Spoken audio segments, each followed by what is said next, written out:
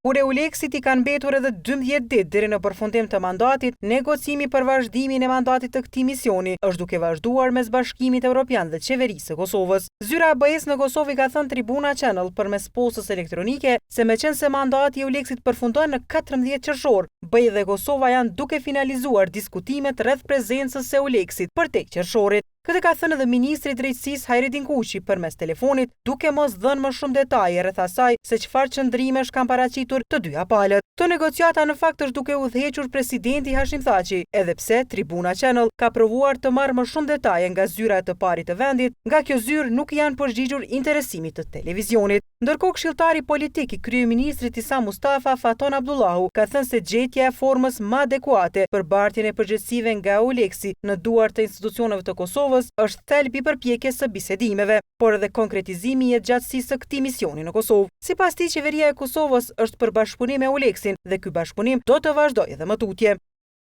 Ne jemi duke kërkuar modalitete sa më të mira për arritjen e dy efekteve në të mirë të interesave nacionale të Kosovës. E para që të mos mbetet EULEX-i pafundësisht në Kosovë dhe e dyta që largimi të mos të dëmtojë sundimin e ligjit, luftimin e korrupsionit, duke krijuar boshllëqe dhe ngecje. Përmes vazhdimit të mandatit të EULEX, qeveria sipas Abdullahut po bën përpjekje të rrisë efikasitetin dhe shtrirjen e ligjeve të Kosovës edhe në veri të vendit. Qysh në dhjetorin e vitit të kaluar, Bashkimi Evropian kishte konfirmuar për Tribuna Channel rishikimin e mandatit të misionit më të madh të sundimit të ligjit të BE-s.